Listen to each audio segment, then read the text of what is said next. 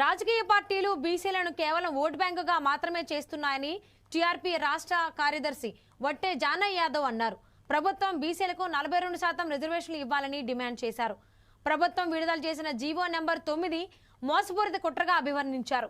బీసీల హక్కులను హరిస్తున్నారని ఆగ్రహం వ్యక్తం చేశారు. బీసీలు విద్య, ఉపాధి, రాజకీయ రంగాల్లో వెనుకబడిపోవడానికి కారణం అన్ని పార్టీల నిర్లక్ష్యమేనని ఆరోపించారు. బీసీలకు న్యాయం జరగాలంటే ఐక్యంగా పోరాడాలని పిలుపునిచ్చారు. మరి ఇన్ని సంవత్సరాల తర్వాత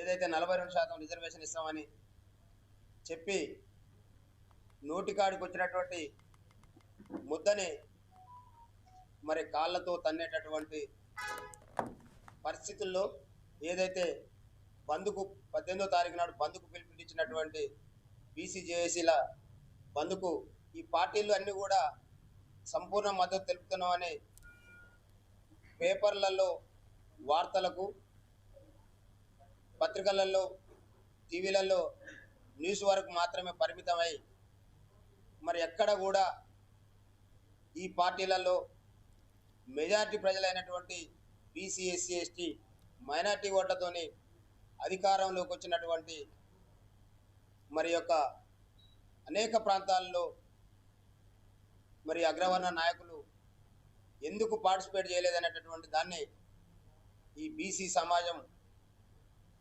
మరి తీవ్రంగా ఖండిస్తూ మరి బీసీ సమాజం అంతా ఇవాళ ఆలోచించాల్సినటువంటి సందర్భం. మరి